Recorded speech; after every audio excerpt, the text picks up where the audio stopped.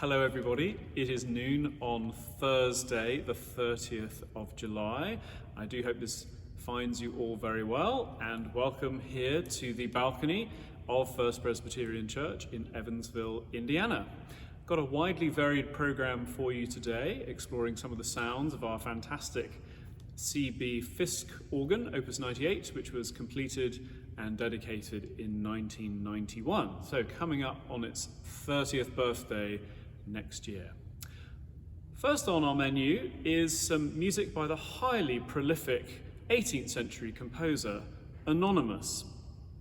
There's more music by anonymous composers than by named composers throughout music history, but it actually turns out that this may have been written by the publisher William Kendall. It was published in 1775, but he didn't list the names of the composers. He may just have been self-effacing. Anyway, it's a little cornet voluntary, or a cornet voluntary, and it's a charming piece which I've known for many, many years, and it's the first piece on our agenda today. So, a cornet voluntary, likely by William Kendall, but published under the composer's name, Anonymous.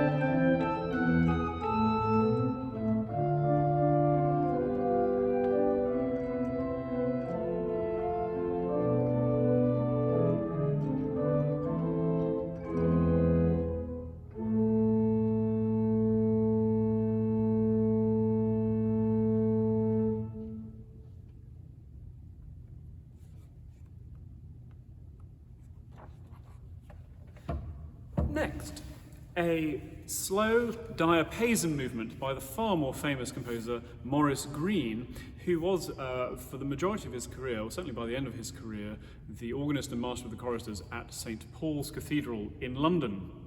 He was appointed to that very high position at the age of 23, and he composed secular vocal and instrumental music, as well as voluntaries, in other words, preludes and postludes for the organ for church services, and many anthems.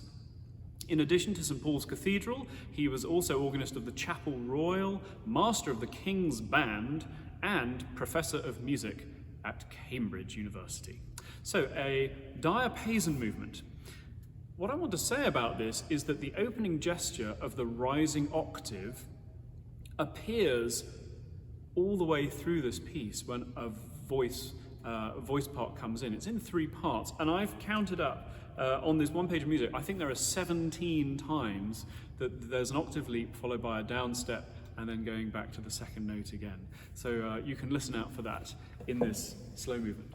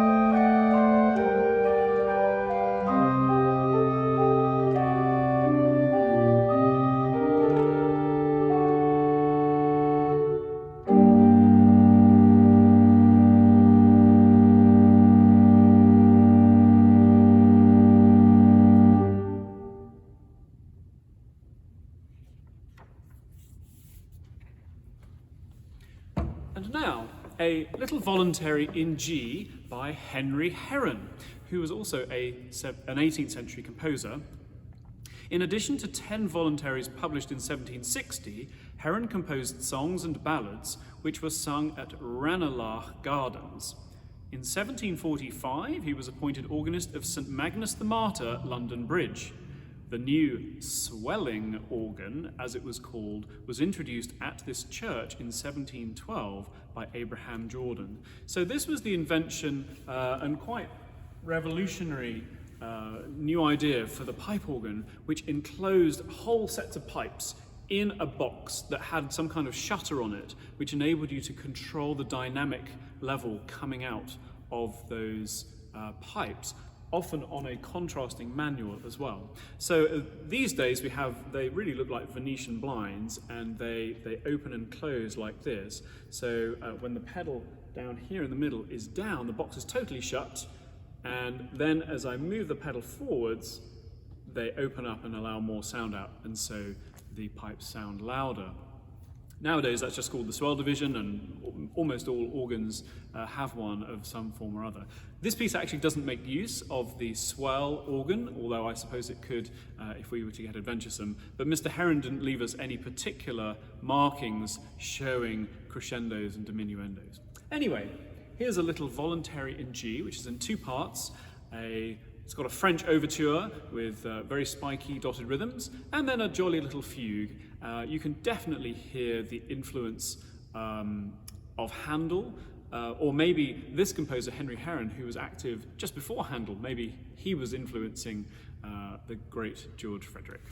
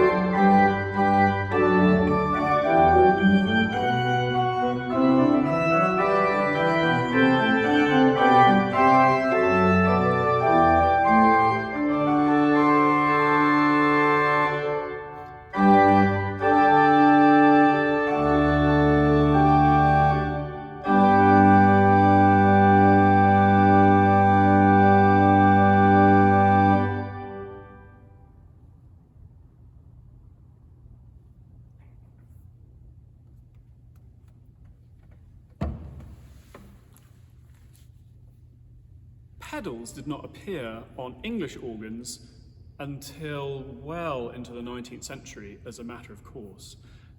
Not so in France, where we turn to a more modern composer, Louis Vierne. Us organists are very excited this year, if we are lovers of Vierne, as it is his 150th anniversary of Vierne's birth. He wrote so much music that is very, very beautiful, but always seems to have an air of almost sadness about it. Even the most jolly pieces can have a sense of morosity, I suppose. That said, there are some extremely fantastic and very exciting pieces. He suffered greatly during World War I. I believe that's when his daughter, he had a daughter who died at an early age, and Vierne was blind from birth, but ended up as the organist at Notre Dame Cathedral in the heart of Paris.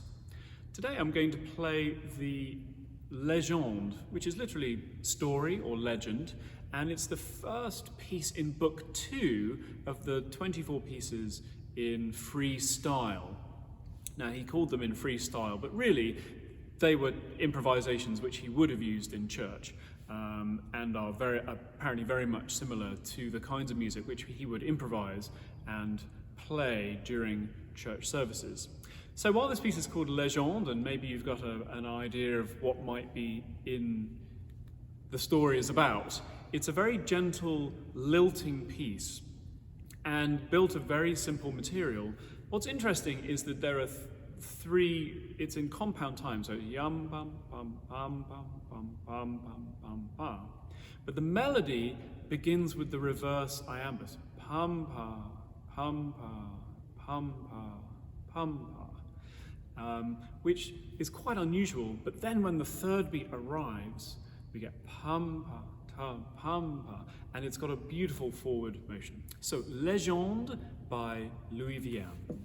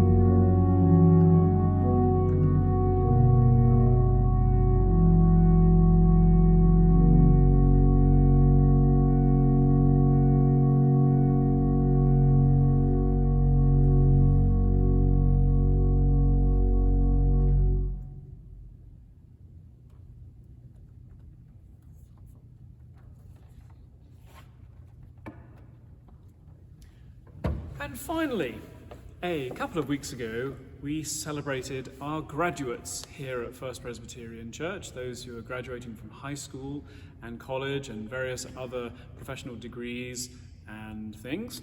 And I performed, and it was a day when we were able to have folk here in church in person, socially distanced and all masked up. And I learnt for the occasion Edward Elgar's Pomp and Circumstance March number 1, which of course is ubiquitous these days at graduation ceremonies. What I often feel is missing is the rest of the piece. So here you get to the whole thing, and the arrangement was originally made by the famous American organist Linwood Farnham.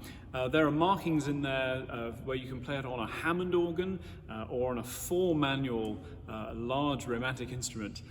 But with my helpers, my son William and daughter Elena, also turning pages, we're going to turn our Fisk organ into a large symphonic instrument, and with lots of registrational changes. And I hope you enjoy Edward Elgar's Pomp and Circumstance March number 1.